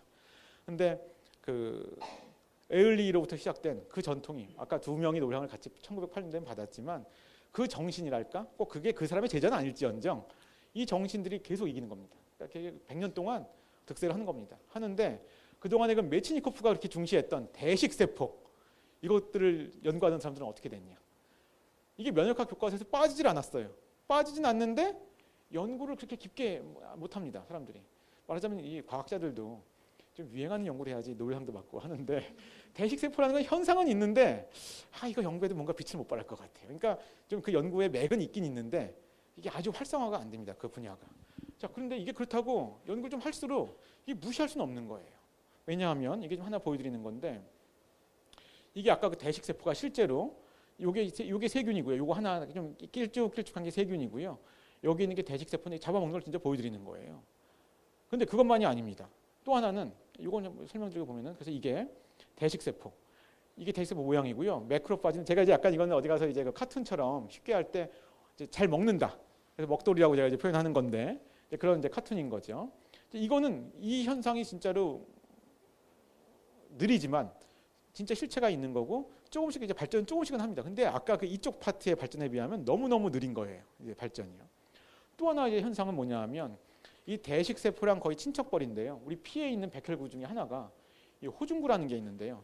실제 모양이 이렇게 생겼는데 제가 어디 가서 대중강연할 때 이제 카툰으로 얘기할 때 스파이더맨이라고 합니다. 스파이더맨. 그렇게 그렸죠. 왜 스파이더맨이냐? 얘네들은요. 세균을 만나면 여러분들 DNA가 우리 세포학을 배우면 DNA가 뭐죠? 유전 물질이잖아요. 그거는 유전 물질을 저장하고 전달하고 하는 거잖아요. 이게 호중구는 이게 지금 DNA거든요. 핵이거든요. DNA를 엉뚱한 데 씁니다. DNA를. 세균을 만나면 DNA를 뽁 뿜어내요. 그냥 밖으로. DNA가 근데 여러분들 실제로 실험하다가 DNA를 만질 수가 있거든요. 이만큼 분리해서 DNA 만지면요. 그냥 끈적끈적해요. DNA라는 게. 이걸 세균인데가 주위에다 확 뿜어내면 세균들이 거기 엉겨붙어요. 그래서 세균들이 옴짝달짝 못하게 이건 진짜로 제가 농담처럼 스파이더맨이 아니고 진짜로 스파이더맨 같은 역할을 진짜 하는 거예요. 저희가 왜 이렇게 하는데 그래서 이 현상을 진짜 발견한 사람도 이 현상을 이제 과학자들도 새로운 현상을 발견하면은 뭐 옛날에 막 1900년대 초반에는 제가 발견하면 신스 피나미나 뭐 이렇게 뭐 자기 이름 붙여가지고 하지만 요즘은 그렇게 안 하잖아요. 요즘엔 좀 코믹하게 재밌는 약들 많이 만들거든요. 이 현상을 네토시스라고 부르죠. 네토시스. 네트라는 게 우리가 뭐 그물 이런 얘기 되잖아요. 그러니까 비슷한 얘기인 거죠. 근데 네트가 실제로는 뭐 뉴트로필, 뭐 엑스트라셀룰라 뭐 이렇게 뭐 약자를 또 했는데 이 현상을 이제 중의적으로 만든 거죠. 네트라는 말을 쓴 거가. 이런 현상도 진짜 DNA를 엉뚱한 데 쓰는 건데 이렇게 해요. 근데 실제로 이런 것들이 아무리 연구가 얘들이 어떻게 하는지 잘 모른다 하더라도 저런 게 병원에서 저게 현장에서 저 중요성이 나타납니다. 뭐냐하면 여러분들 항암제. 뭐 오늘 이제 뒤에 가서 말씀드릴 항암제는 현대적인 개념의 항암제를 말씀드리겠지만 지금도 쓰이고 있는 고전적인 항암제. 뭐냐면은 빠르게 증식하는 세포들을 우리가 공격하는 항암제 있잖아요. 그런 것들은 우리가 부작용으로 머리도 빠지고 왜냐하면 이 모근 세포가 빨리 자라니까 이런 얘기 많이 상식적으로 아시잖아요. 근데 이런 세포들 하면은 우리가 골수도 억제하다 보니까 골수에서 조혈 세포들이 이제 먼저 좀 영향을 받거든요. 그러면 여러분들 많이 뭐 친척분들이나 항암 치료 받다가 백혈구 수치가 떨어졌다는 말씀 드리실 거예요. 근데 백혈구 수치가 떨어질 때 가장 먼저 떨어지는 게 호중구거든요. 호중구 떨어지면은요 의사들이 항암 치료하다가 병원 스탑도 합니다. 스탑도 해야 돼요. 왜냐하면 암 잡으려다가 호중구가 어느 수치가 떨어지면 세균감이 막 되기 시작합니다. 그러니까 그럴 정도로 이게 중요한 건데, 그러니까 그건 뭐예요? 벌써 호중구가 왜 어떻게 저렇게 하는지 잘 모른다 하더라고요. 연구가 유행이 안 됐다 하더라도 저게 무시할 수 없는 존재라는 걸 이미 병원에서 알고 있는 거예요, 사실은요. 근데 연구가 뭔가 잘 진행이 안 됐던 거였던 거죠.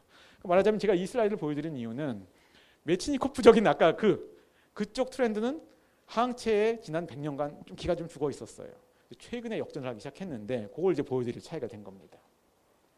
근데 그 계기는 아주 엉뚱한 데서 나오기 시작했습니다. 그 계기는 그래서 제가 지금 이 대식세포, 매크로파지, 호중구 이런 것들이 다 이제 그 메치니코프적인 어떤 걸 계승한 세포들이라고 했는데, 그러니까 그럼 얘네들이 왜 이렇게 유행을 못했냐? 이걸 설명을 못했어요. 아까 처음에 에일리가 면역은 나하고 남을 구분하는 게 중요하다고 얘기했죠. 근데 아까 항체나 그 T세포는요, 이따 뒤에 가서 제가 잠깐 말씀드릴 건데 그 다양성을 뭐 기반으로 해가지고요, 어떻게 나를 공격 안 하고 남만을 공격하는지가 설명이 잘 됩니다.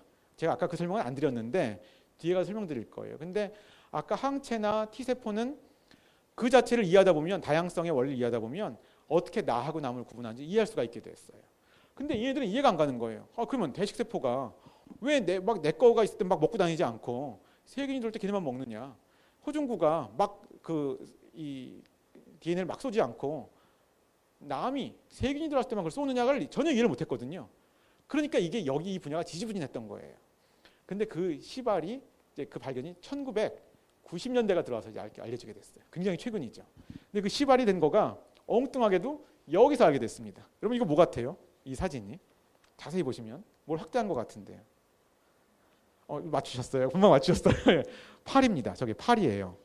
우리가 지금 이 면역학 연구 얘기하다 보면 뭐 사람이나 마우스만 주로 얘기하는데 엉뚱하게 파리가 나왔죠. 근데 이거의 이제 기반, 이 시작이 여기서 된 이유가 아주 재미있습니다. 여기 보시면 파리를 확대했는데 이건 이제 저희 집파리 왜 보통 그런 게 아니고요. 과일 이렇게 먹고 나서면 생긴 초파리, 굉장히 작잖아요. 초파리. 근데 그거를 연구에 많이 쓰죠. 근데 초파리 눈이고요. 여기가 눈이고 이쪽이 이제 가슴 부분이고 여기가 뭐 다리로 이어지는 이제 그런 데인 것 같은데. 근데 이게 자세히 보면은요. 여기 좀 비교할 정상적인 초파리가 여기 안 나와 있지만 자세히 보시면 여기 좀 이상하지 않아요? 여기가 이 부분이. 자세히 보시면 이걸 만약에 그냥 있는 그대로 기술을 하면 뭔가 그 털이 굉장히 성긴 부드럽지 않은 털, 굉장히 거친 털로 된 수요털 입은 것 같은 느낌 같은 그런 느낌 좀 드시죠? 이게 이 초파리인데요. 이게 여기 왜 새 있냐면은 얘가 죽었어요. 왜 죽었냐 하면 여기 하도 곰팡이가 과증식을 해서 죽었어요. 이 곰팡이는 왜 자르다 보면 이렇게 막 실같이 막 뭘 만들 거 아니에요. 이게 다 곰팡이입니다. 덩어리입니다. 이게 초파리가 곰팡이가 너무 걸려서 죽었어요. 그러니까 감염으로 죽은 거죠. 근데 이게 어떻게 알게 됐냐면은요. 면역학 하던 사람들이 아니고 발생학을 하던 사람들이 있었어요. 초파리에서. 그러니까 그 사람들은 뭘 연구한 거냐면 어떻게 뭐 이 사람도 아니고 초파리를 하면서 어떻게 어떤 유전자가 뭐 꼬리는 여기 있고 몸통은 여기 이걸 만들지? 뭐 이런 거. 왜 곤충은 다리가 6개 있잖아요. 뭐 더듬이는 왜 여기 생기고 꼬리는 다리는 이쪽에 생기지? 이런 걸 연구하던 사람이에요. 그러다가 그 사람들이 그 유전자 이름이 TOLL, 톨. 그러니까 TOLL, 톨이라고 부르는 게 있는데 그 유전자가 발생하는데 굉장히 중요하다고 알게 됐어요. 그래서 초파리를 할 때 그 톨 유전자를 없애잖아요. 톨 유전자 하나는 아닌데 여러 개인데 그 중에 하나를 없애면은 막 다리가 여기 생겨요.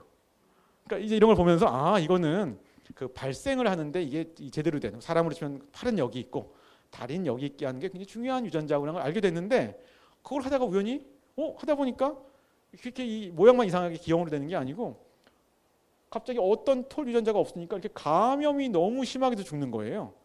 그러니까 이걸 이제 눈치를 챈 똑똑한 사람이 벨기에 사람인데요. 그 90년대 초반에 혹시 이 톨 유전자가 발생만 관련된 게 아니고 이게 면역에 담당하는 거 아니야? 이 생각 처음 이제 생각을 했습니다. 그래서 이제 이거를 그 사람은 거기까지 해서 셀 논문을 냈어요. 셀에다가 그 유명한 뭐 네이처 사이언스 같은 셀이라는 저널 유명한 거 있잖아요. 논문을 낸 다음에 근데 그 사람은 초파리 이외로 할 줄 아는 게 좀 없어요. 그 사람은요. 그러니까 바로 그런 사람들의 연구를 받았던 마우스나 이런 거 하던 사람들이 바로 그거를 이제 여기다 적용을 합니다. 그럴 때 어떻게 하냐면은 바로 이걸 금방 찾아냅니다. 뭐냐 하면 저희가 유전자 사냥한다고 그러죠. 그러니까 실제로 어떤 유전자는요. 초파리에 있는 게 사람한테도 있어요.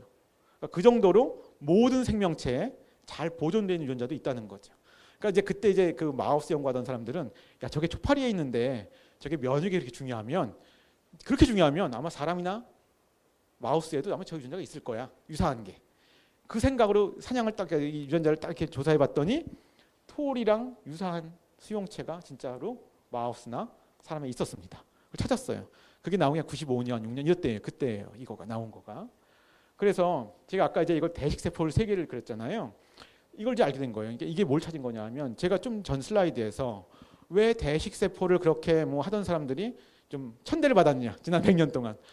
왜 어떻게 얘네들이 세균을 모으면 잡아먹고 세균이 없으면 왜 내 세포는 안 잡아먹고 야 너 좀 설명 좀 해봐. 그래서 한마디도 뻥끗도 못했거든요. 그러니까 중요한 것 같지만 뭔가 이렇게 항상 좀 힘이 딸렸었는데 나중에 알고 보니까 이 톨 유사 수용체라는 게 있는데 이거는 대식세포 같은 데 이렇게 많이 발현이 돼 있는데요. 이런 것들이 세균하고 나를 구분해 주는 거에 기관을 알게 됐어요.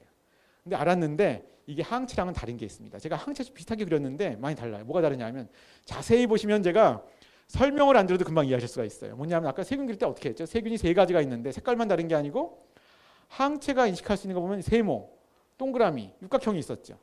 근데 얘는 톨 유사 수용체는 그게 이런 데를 인식하는 건 항체가 하는 거고 얘는 사람 세포에는 없는데 세균에만 있는 어떤 물질들이 있어요. 근데 그거는 세균의 종류가 다르다고 달라지지 않아요. 그러니까 세균이란 어떤 박테리아라는 특성 때문에 가지는 물질들이 있어요. 그거랑 결합을 합니다. 그러니까 여기에는 특이성이 있을까요? 없을까요? 다양성도 없어요. 그러니까 다양성도 없고 특이성도 없어요. 하지만 그러니까 아까 그거랑 좀 다른 면은 있지만 적어도 뭘 설명합니까? 나하고 남을 구분하는 걸 설명할 수 있는 거죠. 그러니까 평소에는 우리 몸에는 여기에 대식세포는 이런 수용체를 늘 가지고 있지만 여기 결합할 게 없어요. 근데 이런 물질들이 있습니다. 사람이랑 박테리아는 벌써 이 대사가 많이 다르다 보니까 어떤 대사 물질들은 사람한테는 도저히 있을 수가 없어요. 근데 바이러스나 박테리아에는 그런 물질들이 있습니다. 그런 것들이 몇 개 있는데 얘네들은 바로 그런 것들을 결합해가지고 거기 결합한다는 건 뭐예요? 의인화해서 얘기하면 야 지금 이게 세균 종류가 뭔지 모르겠는데 어쨌든 뭔가 내게 아닌 세균 같은 게 들어온 것 같아. 라는 느낌을 이제 그런 언어를 주는 거라고 제가 의인화해서 얘기할 수가 있겠죠.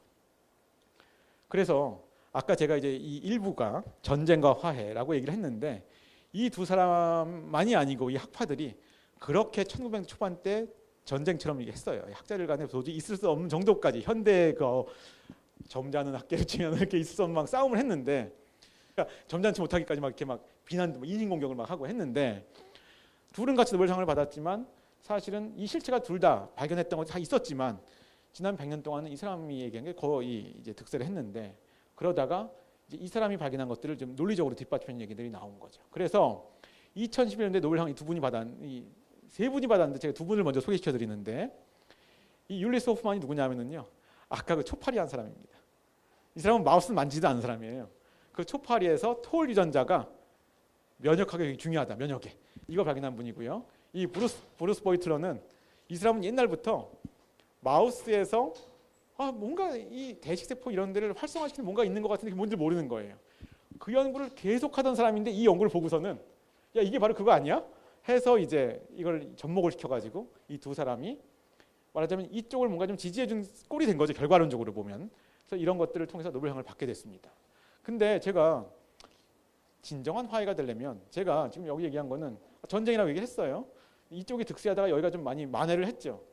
그런다고 화해하는 건 아니잖아요. 그러니까 이쪽이 많이 균형은 맞춰졌지만 어떻게 보면 학문적인 어떤 논거가 진정한 화해기가 또 하나 있습니다. 이건 진짜 화해예요. 화해. 뭐냐면은 바로 이 2011년도에 노벨상을 3명이 같이 받았는데 그 세 번째 그 업적이 바로 이 두 학파를 화해를 시킨 거가 됐고요.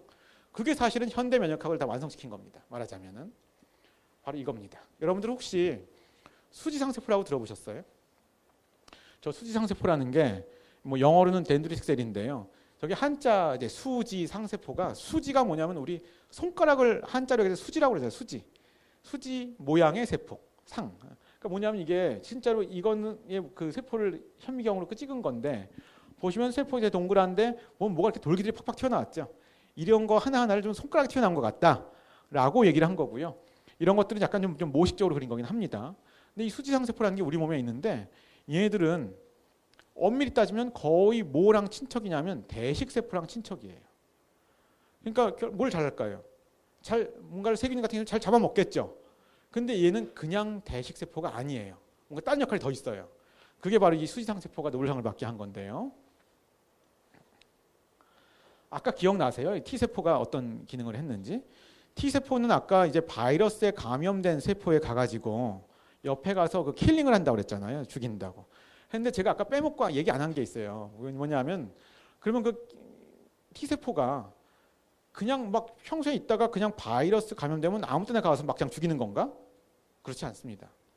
어떻게 되냐면은 이 수지상세포의 도움을 절실히 필요로 해요. 이 T세포가 제대로 작동을 하려면. 이 뒤에 가서 제가 말씀드릴 건데 이게 지금 수지상세포를 제가 모식적으로 그린 거예요. 그러니까 손가락 모양 이렇게 그린 거죠. 제가 이런 식으로 한 건데 바이러스에 감염되면은요. 이 수지상세포 같은 것들이 뭐 피부나 이런 데 많이 있어요. 원래 평상시에도. 바이러스에 감염되면 얘가 그 바이러스를 잡아먹어요. 잡아먹는다는 건 뭐의 특성이죠? 대식세포의 특성이죠. 잡아먹고 림프절이라는 데로 가지고 옵니다. 제가 림프절의 중요성이 뒤에 가서 말씀드릴 건데 가지고 오면 T세포들은 평소에 탱자탱자하고 놀면서 림프들이 그냥 많이 있어요. 많이 있는데 어떤 애들이 있다? 이 모양이 다 다양한 애들이 100만 가지가 거기 있어요. 사실은요. 아까 다양성이 있다고 그랬잖아요. 있다가 이 수지상세포가 바이러스를 가지고 와서 림프노드로 와서 가지고 오는 동안 여기에 있는 이 바이러스의 조각을 자신이 가진 깃발 단백질에 여기다 올려놓습니다. 아까 이게 어디서 일어난 일이었죠? 바이러스 감염된 세포가 깃발 단백질 이렇게 한다고 그랬잖아요. 동일한 거를 이 수지상세포가 똑같이 해요. 림프노드에 와서. 그럼 아까는 이 신호가 이게 보통 바이러스 감염된 세포에서 있을 때는 날 죽여줘. 내가 바이러스 감염됐는데 나를 없애야지 너희 전체한테 좋을 거야. 날 죽여줘라는 신호라고 얘기했는데 이게 처음에 수지상세포가 가지고 올 때는 이게 뭐냐면은 야 여기 내가 지금 깃발 흔드는데 여기에 딱 맞는 이 수용체를 가진 T세포 빨리 나와. 너 지금 활동할 시간이야. 지금 처음에 활성화를 시키는 거예요. 그러면 이 T세포가 그 다음에 여기서 이 신호를 받은 애들이 다시 조직으로 가가지고 아까 죽이는 일을 하는 겁니다. 그러니까 아까 제가 보여드린 거에 아까 안 보여드린 그 앞 프리퀄입니다. 프리퀄. 그러니까 전반부를 제가 보여드리는 겁니다. 그러다 보니까 이 수지상세포가 아까 뭐라고 그랬죠? 아까 대식세포랑 친척이고 대식세포처럼 바이러스를 먹는 역할을 하는 건 맞는데 사실은 여기 뭐에 굉장히 중요해요? 아까 항체와 유사한 T세포 이거 한 덩어리를 본다면 그 T세포의 작용을 이니시에이션 맨 처음에 시작하게 우리가 항상 뭐든지 달리던 걸 달리게 하는 건 되게 쉬운 일인데 서 있던 걸 달리는 건 되게 쉽잖아요. 제 T세포들이 맨날 놀고 있거든요. 맨날 자기한테 맞는 게 없으면 그 놀고 있는 애들을 딱 맞는 애를 골라서 활성화시키는 수지상세포가 없으면 안 돼요. 그러니까 말하자면 제가 이걸 왜 화이라고 말씀드렸냐면 수지상세포는 대식세포와 같은 일종인데 이게 없으면 이쪽 학파가 얘기하는 그게 안 들어간다는 얘기를 제가 지금 드리고 싶은 겁니다. 그래서 이게 실제적으로 이 수지상세포가 T세포를 도와주는 걸 실제로 현미경 찍은 거고요. 이거는요. 이런 실제로 벌어지고요. 이게 사실은 사람들이 그것 때문에 알게 됐어요. 아까 T세포를 발견한 사람들이 노벨상도 받았잖아요. 이때 미싱 링크가 뭐였냐면 T세포가 어떻게 처음에 활성화가 되는가 그걸 몰랐던 거예요. 근데 이제 저 수지상세포를 발견하면서 그 미싱 링크가 풀렸는데 그게 아이러니하게도 100년 전에 싸웠던 이쪽 사람들이 얘기했던 그 세포가 바로 이걸 도와준 역할을 하게 되는 거죠. 말하자면 제가 아까 설명드린 걸로 한다면 이 두 학파가 얘기했던 여기서 시작된 항체 또 거기에서 다양성 특이성이 유사한 T세포 이런 계통이 있고 여기는 대식세포, 호중구 이런 게 있는데 이 사람들이 물론 여기에 또 이제 지지를 해줬지만 결국 이게 있어야지 이게 활성화가 된다는 걸 보여줌으로써 사실은 이게 현대 면역학이 거기서 완성이 된 겁니다. 그래서 이걸 발견하신 분이 이 노벨상의 세 번째 랄프 스타인만이라는 분이 되는 건데 저분은 저 세포를 처음 발견한 게 70년대 중반에 발견을 했는데 2011년에 노벨상을 받았는데 여기도 또 이제 재미있는 얘기를 제가 두 가지 해드릴 게 있습니다. 여러분들 그 과학자들은 물론 뭐 노벨상을 목표로 한 거는 않지만 노벨상이 얼마나 가장 최고의 영예죠. 근데 농담처럼 얘기할 때 학자들끼리 얘기할 때 야 노벨상 받으려면 어떻게 되는지 알아? 이제 할 농담이 있어요. 첫 번째가 뭘까요? 첫 번째는 당연한 얘기지만 아무리 농담이지만 노벨상을 받을 만한 업적을 내야죠. 그죠? 근데 두 번째가 의외의 조건입니다. 오래 살아야 됩니다. 그러니까 왜냐하면 죽으면 노벨상을 안 줘요. 그러니까 진짜 그게 있거든요. 죽으면 노벨상 안 주게 돼 있습니다. 법칙에 그 노벨의 유언에 따른 규정에. 근데 그러니까 노벨 죽으면 못 받죠. 앞으로도 없을 죽어서 노벨상을 받은 유일한 사람입니다. 이 사람이. 근데 그러면 노벨상 위원회가 그 규정을 어기고 준 거냐? 그게 아니에요. 이분이 금요일 밤에 돌아가셨어요. 근데 생리의학상 왜 그 노벨상 10월 달에 주는 주간이 있어요. 근데 월요일 날 아침에 그러니까 유럽 시간으로 월요일 아침에 생리의학상, 화요일이 화학상이고 수요일이 물리학상인가요? 뭐 이렇게 돼 있죠. 하는데 월요일 날 아침에 이미 선정은 끝났고 월요일 날 아침에 발표를 했어요. 근데 부고가 몰랐어요. 돌아가신 걸 몰랐어요. 그러니까 그 전전 금요일로 돌아가신 거니까요. 그래가지고 다시 이 사람이 돌아가셨다는 거가 알게 됐는데 이거 어떻게 할 거냐. 근데 위원회가 몰랐기 때문에 그냥 드리는 걸로. 그때 이게 2011년도에 그때 화제가 됐었던 그런 거였고요. 여기에 이제 사실 또 하나 있는 거는 저 랄프 스타인만 저분이 돌아가실 때 연세가 70은 넘으신 걸로 제가 기억하는데 정확히 연세는 모르겠어요. 근데 그 저분이 저렇게 이 수지상 세포를 발견하고 그게 논문도 엄청 많이 나오거든요. 요즘에는요. 워낙 중요한 세포다 보니까 이 두 파트를 링크시켜주는 역할을 하는 거다 보니까 굉장히 막 나오는데 저분이 그런 이미 학문적 업적이 노벨상감으로 나온 건 이미 한 2004, 5년 때 이미 이제 얘기는 많이 됐었어요. 근데 저분이 2006년쯤에 췌장암에 걸립니다. 근데 췌장암에 걸리는데 췌장암이 지금도 왜 여러분들 왜 많이 들어보면 이렇게 발견도 늦고 이렇게 좀 생존율이 안 좋은 암이라고 좀 더 안 좋은 암이라고 얘기하잖아요. 근데 저분이 말하자면 그때 여러분들 그 아까 말씀드린 수지상 세포는 이런 거 들어보셨을 것 같아요. 그러니까 DC 백신, 그러니까 수지상 세포를 이용한 암 백신.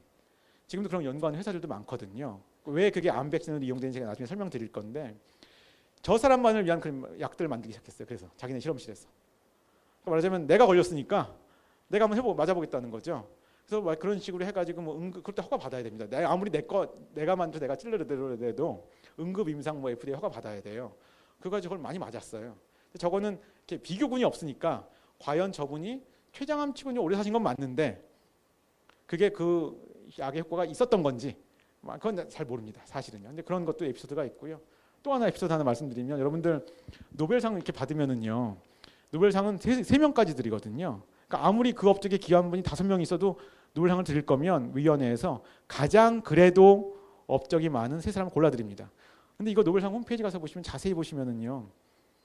그거 여러분들 3명한테 드리면 상금을 3명한테 3분의 1씩 나눠드릴 것 같죠. 예, 그게 그런 해가 있고 아닌 해가 있습니다. 이 해에는 2분의 1이 이분한테 갔고 4분의 1씩 갔어요.